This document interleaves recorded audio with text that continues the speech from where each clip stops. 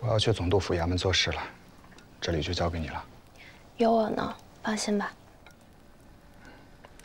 这破差事也推不开。早知如此，何必要从家乡出来？那能怪你吗？是他们拿着枪，压着我们出来的。反正我也顾不上你了，我得照顾娘。你带着黑子多多保重。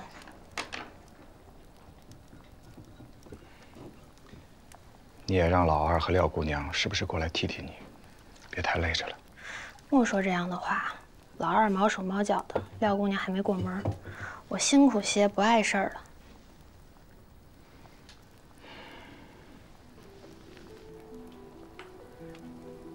来，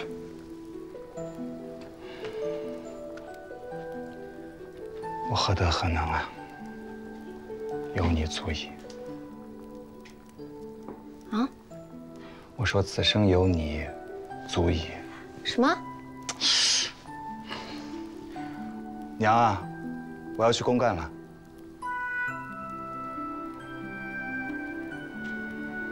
走了。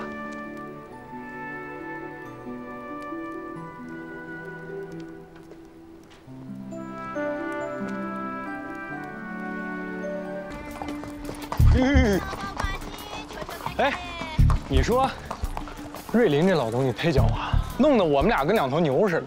他1分钱不出，把我们俩鼻孔穿着绳蹬在手里，没这道理。我也在愁呢，盐厂工会的那些旧盐商该怎么处理？我是见不着他们。说句不恭敬的话，老爷子强举豪夺，把他们手里的盐场抢过来，幸好他们不知道老爷子躺下了，不然非得围上来把我生吃了。李家现在每年会从商铺里选拔能干的伙计，让他们自个儿出去当掌柜。我家老爷子为了盐场的事攒了不少人才，你要是缺人就跟我说。多谢兄弟。兄弟，约定还是那个约定啊，半年之内要做不过我，还得把手里的盐场给我，省得我爹笑话我没本事。这个我自然知道，但万一要是做过了呢？那不怕，你放心去做，我自然也不会手下留情的。不过还有一点，兄弟还是兄弟。我也是。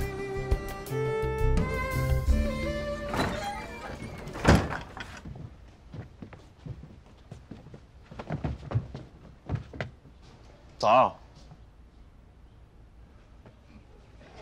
让你跟着我，你贴我那么近干什么？你以为我愿意啊？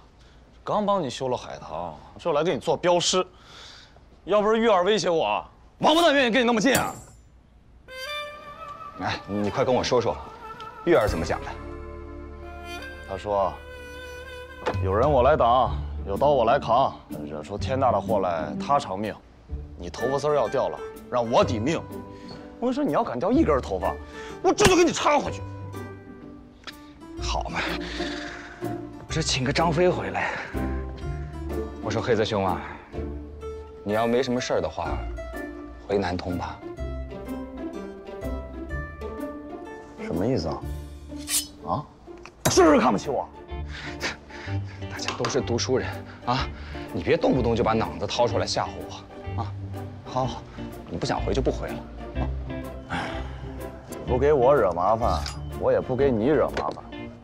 咱们俩呢相安无事，我把你毫发无损的送回家，也就交差了。我信你，咱们黑子兄可是一诺千金的好汉。总在这里拍马屁，我还不知道我是一诺千金的好汉啊。好汉，眼下帮我个忙，帮我跑个腿儿。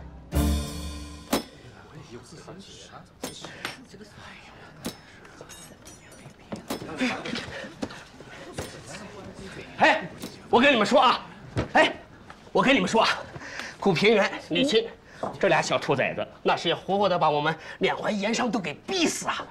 咱们得找几个缅怀记的京官，买几个杜老爷上折子，告诉他。go。那有什么用呢？现在两江地面，瑞林是一手遮天呐。那也不能这么干呀！传了200-300年的家底子，仨瓜不知俩枣就给弄没了。我想破脑袋都想不明白，这什么时候就成了两江总司督府的产业了？地契呢？你要是有地契，我陪你到两江总督府打官司。人在矮檐下，不能不低头。狗屁呀，李靖！这俩小王八蛋！王八蛋，你骂谁呢？哎，这是谁？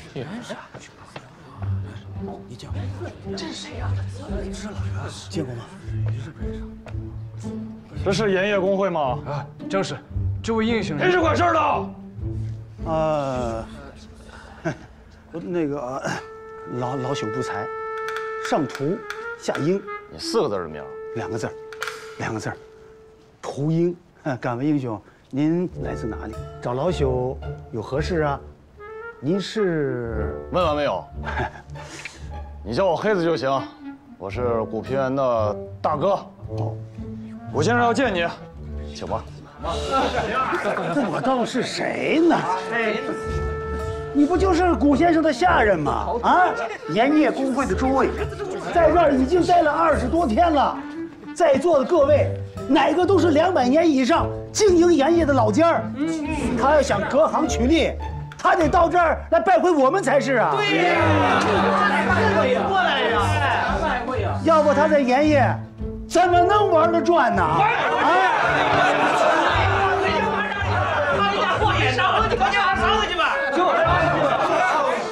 回去玩吧，别走着，上去吧，回去快上去吧！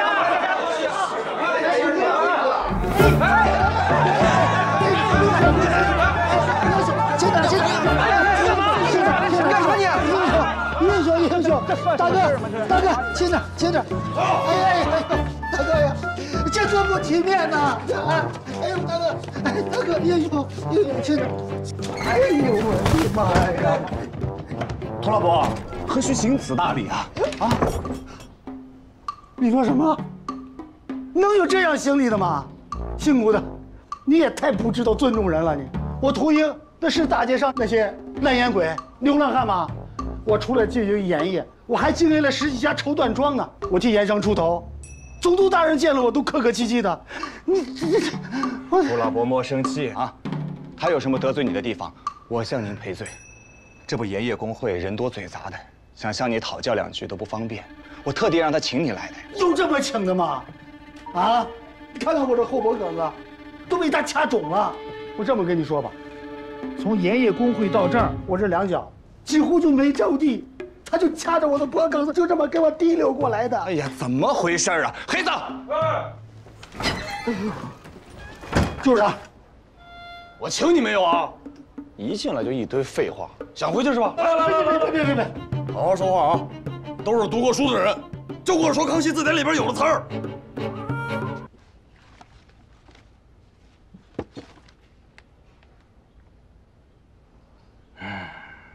10年鏖战，损耗巨大，两淮的盐场也早就废弃了。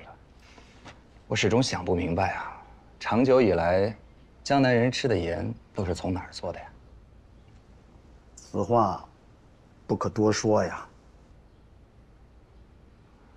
涂老伯今日不说，害的可是以后的你们。你也是知道的，我不是做盐业生意，两江总督府让我代管盐田。总督大人的意思是，想要保持两淮盐业的活力，就不能全部交到李万堂的手中，因此才有了这个半年之约。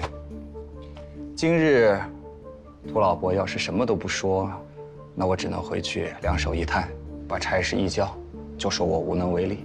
于我而言，没有半点损失啊。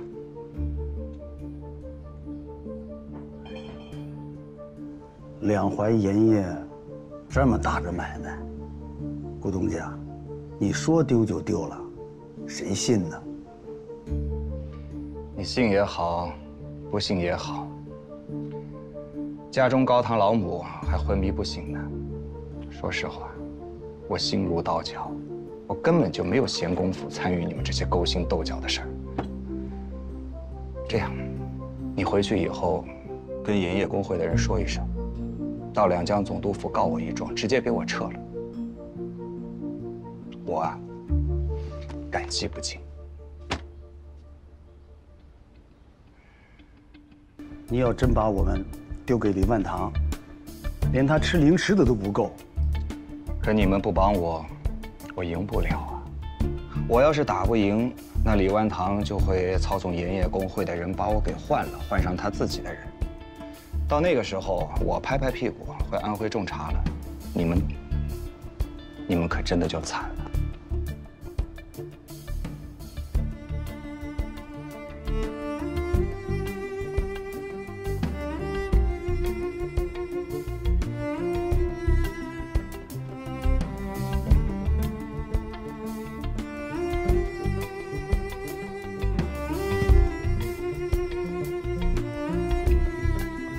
那我就赌你不是小人。我是不是小人，容我们以后再看。眼下当务之急是涂老伯，您要跟我说实话呀。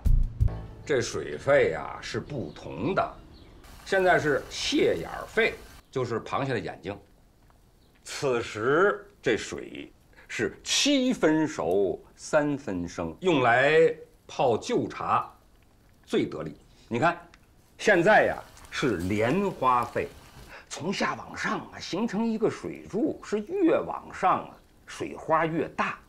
此时的温度是9分熟1分生，泡新茶那是恰逢其时。这个水温还能把茶叶的草腥味儿给腾掉。哎，你看，哎，这就是荷叶费了，10乘10的熟。这人老了，这是什么都通了，就是血脉不通。看到世上的事儿啊，也没兴趣了。硬硬朗朗活着还行，要是病病歪歪活着呀，那就没意思。哎，不如早死早拖上。爹，你又胡说八道。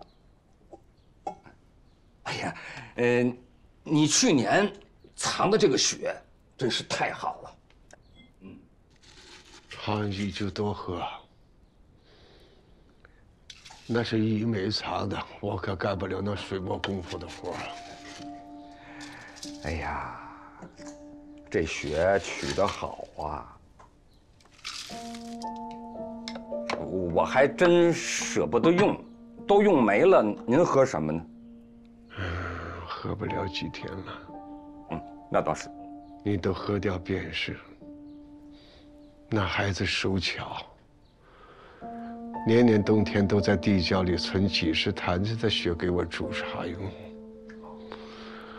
以后没有这日子了。哎，这人呐，哪能一辈子喝好茶呀？有好茶咱们就喝，千万别舍不得。没有也别惦记着，你惦记着，啊，就是自找苦吃。这话倒是。我想了10几年女儿的幸福，怎么还贪恋这些？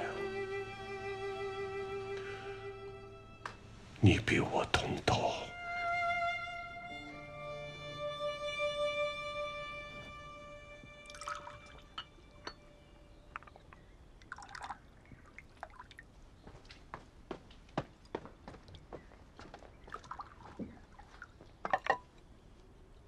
怎么了？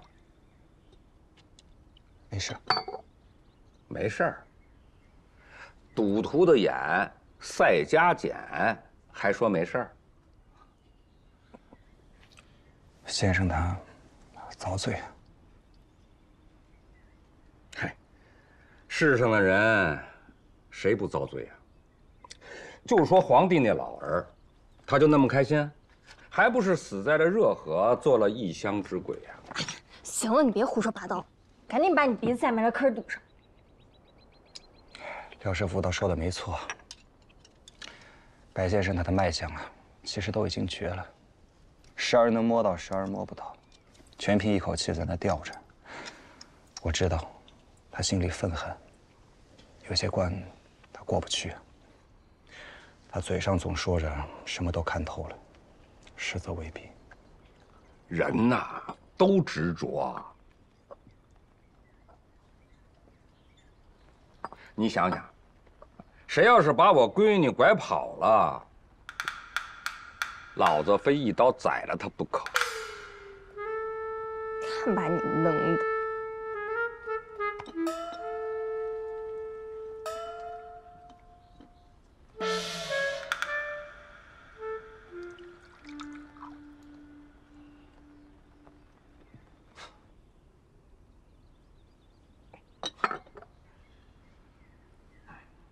这些天，先生偶尔还能说一两句笑话，但是我清楚，那都是他强撑的。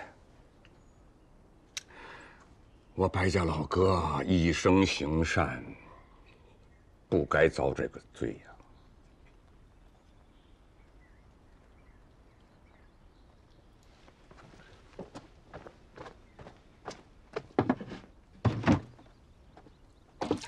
哎，廖师傅，你这是？我送一送他。你干嘛？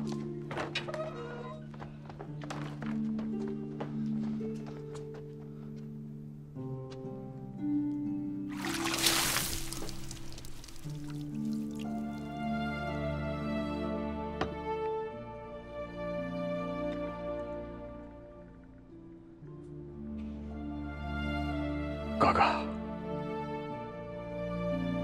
这杯子旧了，换一个无妨。儿孙自有儿孙福，守着没用。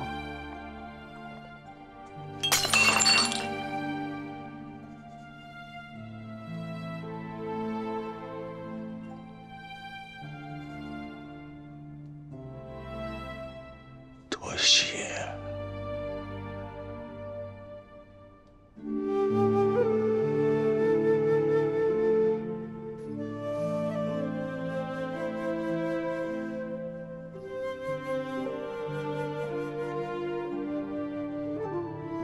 哥哥，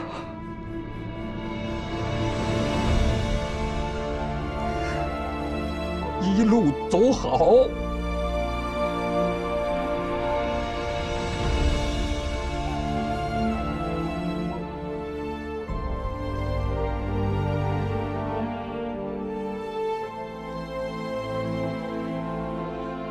喝酒去。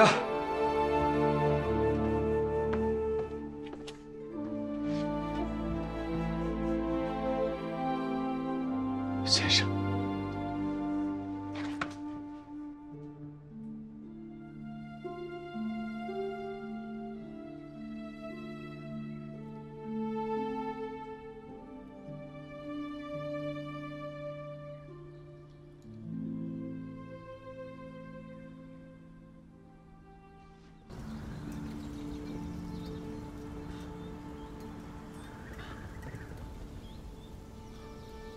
先生，您待我如亲子，教我立身之本。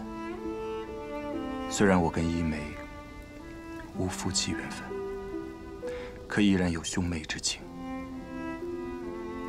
今生如果再次遇到她，我一定会尽力护梅子周全。您放心吧。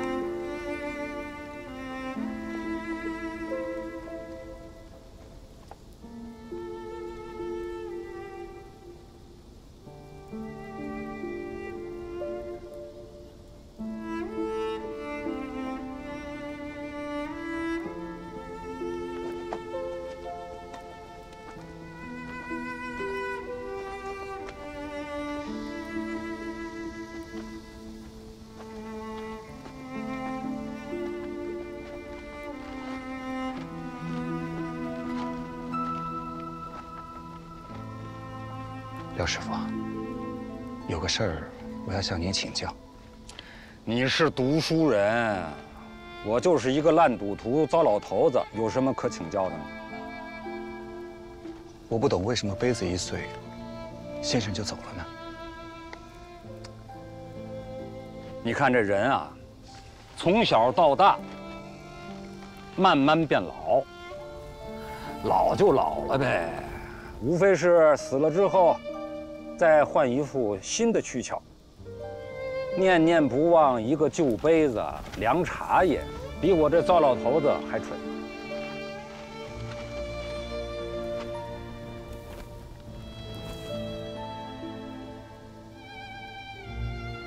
古平原请受教。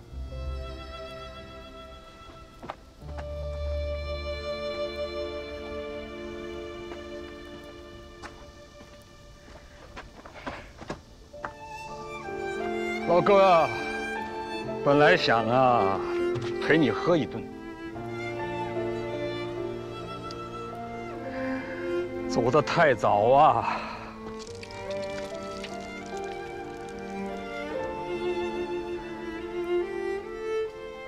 咱们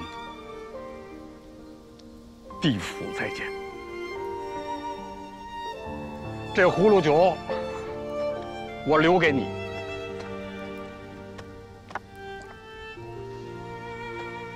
老哥，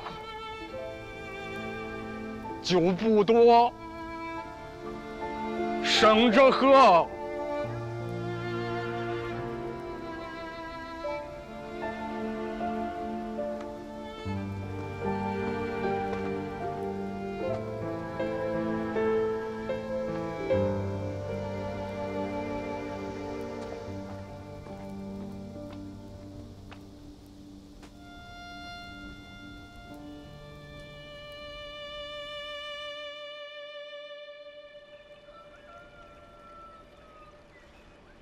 古大，古大，开门！古大，古大，开门！古大，古大，古叔，你这是加蛋呢？你把气喘匀了啊，慢慢说啊。谁呀？把你吓得脸都歪了。侯二爷来了。谁？侯二爷。哦，知道了。他天王老子呀，用得着吓成这样吗？嗯，他可是咱们徽州最大的茶商，那往年都是他收咱们村子茶叶，今年听说你收走了，有点不高兴。哎，这不在祠堂歇脚呢，让我过来喊你。他来喊我，你跟他说我没空啊，我还没睡醒呢。哎！古大，你别这样，你是真不知道侯二爷的厉害。那说出来得吓死你！那你说吓吓我。他可是茶商会的人。什么是茶商会啊？安徽合省有个茶商会，那都是几百年的大茶帮，南来北往的茶叶往漕运的都是他们。这事儿啊，也是咱们村里边人想占你便宜，看你出的价钱高，便卖给了你。但是你知道，这是要惹祸的。惹祸？我惹的祸还不够多吗？你去告诉那个侯二是吧？哎，侯二爷啊！你告诉侯二爷，说什么时候等古大爷吃完了早饭，喝完了茶，才能见他。他要是不服气的话，从哪儿来滚哪儿去。你不能这样，你太年轻了，你是真不知道侯二爷的厉害啊！我听说过他，不就每次来了以后像皇帝一样打鸡骂狗、挑三拣四的，欠着茶农钱半年不还的，不就是他吗？你告诉他啊。这批茶叶我收定了，我就不惯着他这个臭毛病，让他不服气啊，自己来找我。